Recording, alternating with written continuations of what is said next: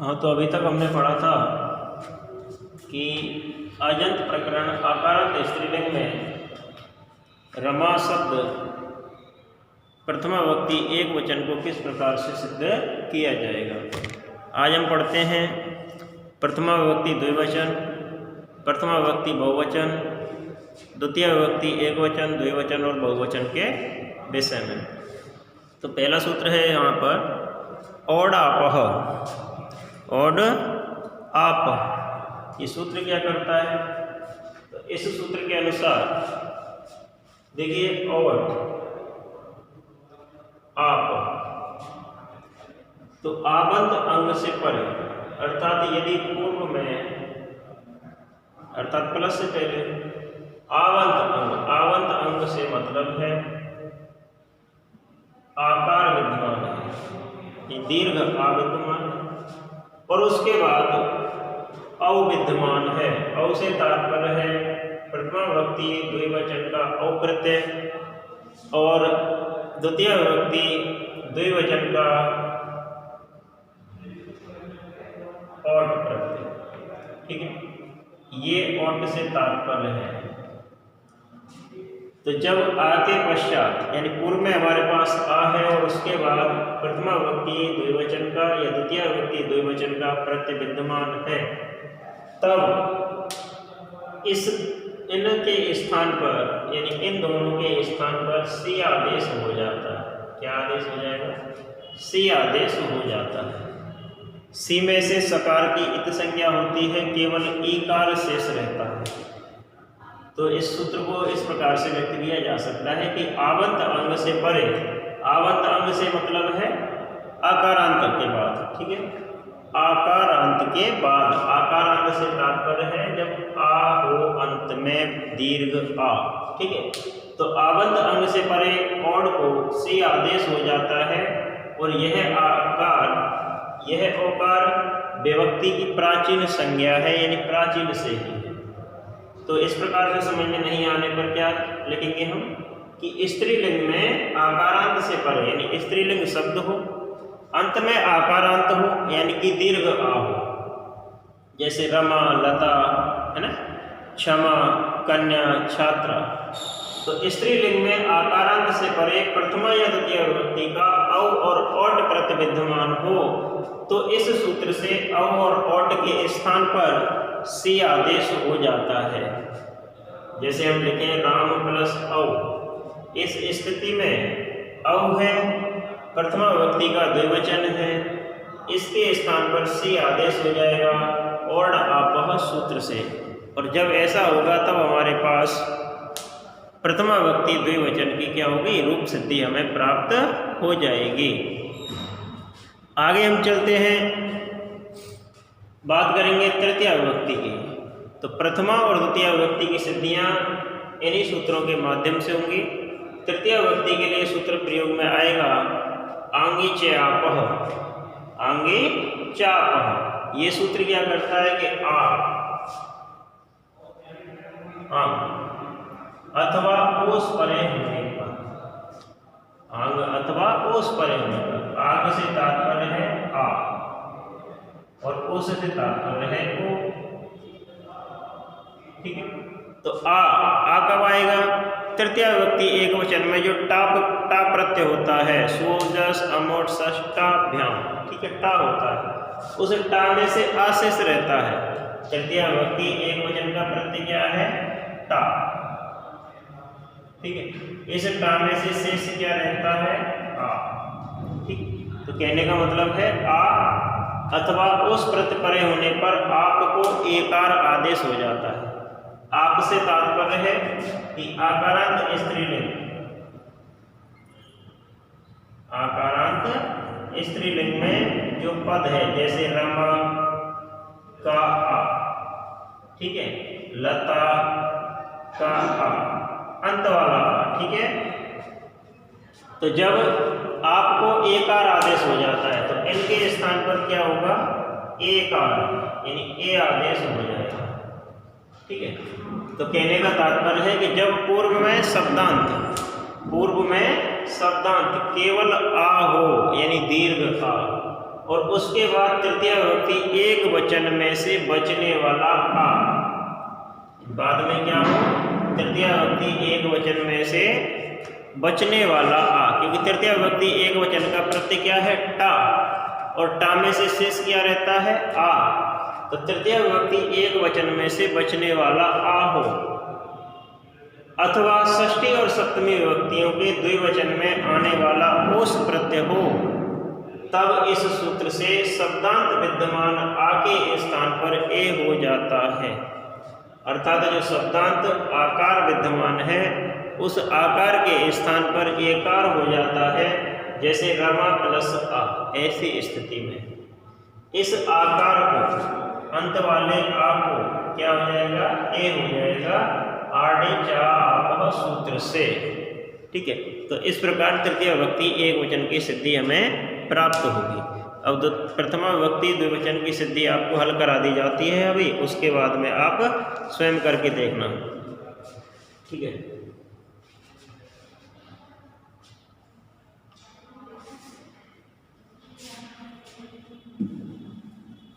तो देखते हैं हम।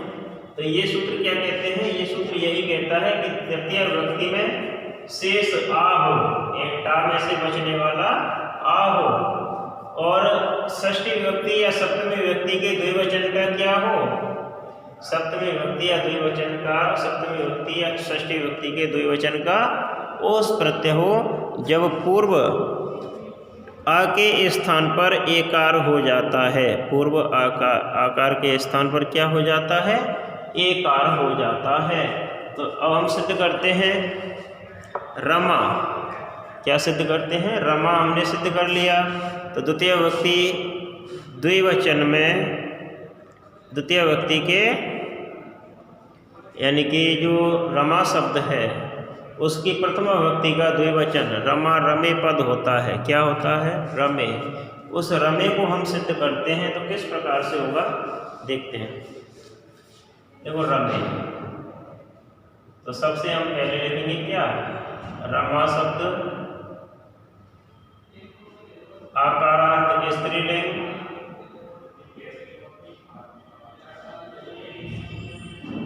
ठीक है, प्रथमा विभक्ति और द्विवचन। ठीक है, इस प्रकार से लिखने के बाद जब लिख लिया जाएगा तब हम क्या करेंगे कि सबसे पहले तो हमें क्या करना है, इसमें ध्यान क्या रखना है, ध्यान यही रखना है कि इसको क्या नहीं करते हैं हम, प्रातिपदिक संज्ञा नहीं करते हैं। डायरेक्ट क्या होता है, सीधा ही सुप प्रत्यय का आगमन होता है। तो हम लिखेंगे रमा, मूल शब्द क्या है, रमा,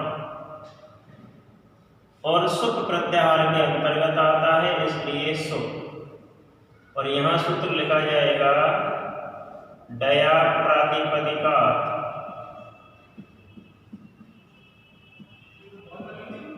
प्रत्यय परस्य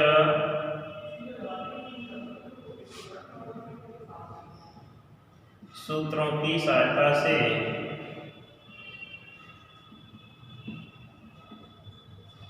सुप प्रत्याहार। क्या आ गया, सुप प्रत्याहार। सुप प्रत्याहार आने के पश्चात हम कौन सा सूत्र जोड़ते हैं इसमें, हमें पता है कि प्रथमा विभक्ति का द्विवचन है, तो प्रथमा विभक्ति द्विवचन में कौन सा प्रत्यय लगेगा, औ प्रत्यय लगेगा। कौन सा लगेगा, औ प्रत्यय लगेगा। तो रमा प्लस औ। औ प्रत्यय लाने के लिए किन सूत्रों की सहायता होगी, सुओजस, अमोट्सस,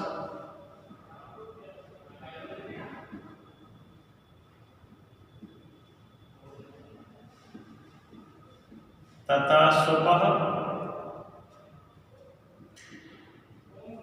और द्वयेकयो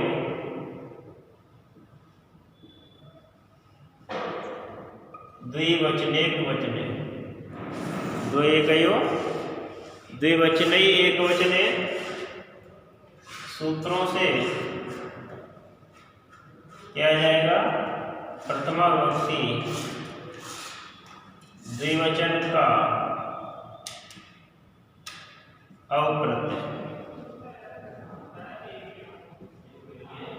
प्रथमा विभक्ति द्विवचन का अप्रत्यय। ठीक है, इस प्रकार आने के बाद हमें क्या करना है? इस अव के स्थान पर से आदेश करना है। अव के स्थान पर से किस प्रत्यय से होगा? किस सूत्र से होगा? अव के स्थान पर से। तो अव के स्थान पर से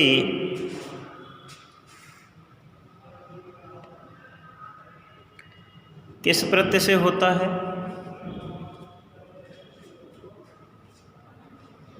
अवापह सूत्र से। तो हम लिखेंगे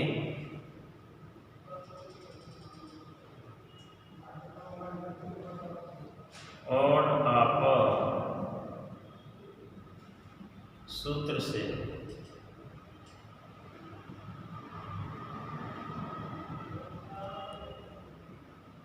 अव के स्थान पर से आदेश क्या हो गया? और आप है सूत्र से अव के स्थान पर से आदेश हो गया। से आदेश होने के बाद हमें क्या करना है? इस सकार की इत संज्ञा करनी है। तो सकार की इत संज्ञा किस सूत्र से होती है? लसक व तद्धिते सूत्र से। तो हम लिखेंगे रमा प्लस ई। हम यहाँ पे लिखेंगे लसक व तद्धिते सूत्र से सकार की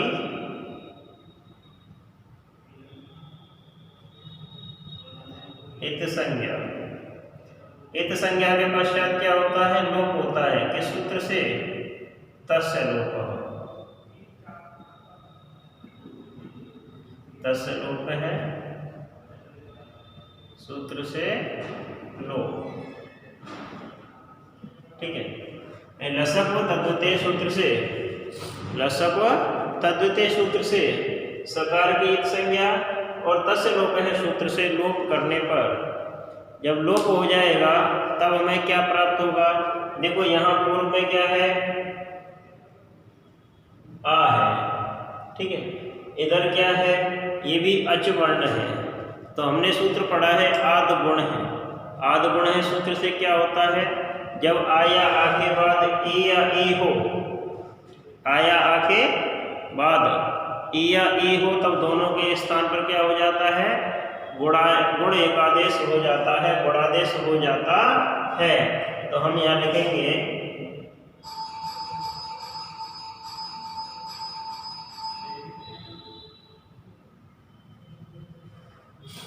ए। क्या लिखेंगे? रम प्लस ए।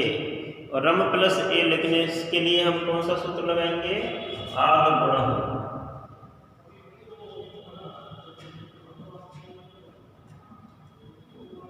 तो हम लिख देंगे आद गुण है सूत्र से आ प्लस ई।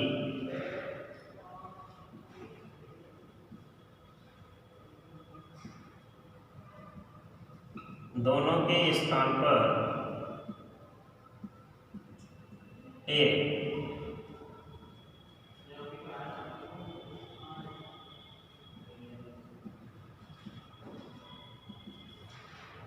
एक गुणादेश होने पर दोनों के स्थान पर क्या हो गया?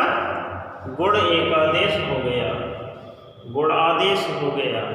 ठीक है, अब हम क्या करेंगे? दोनों को संयोग करेंगे।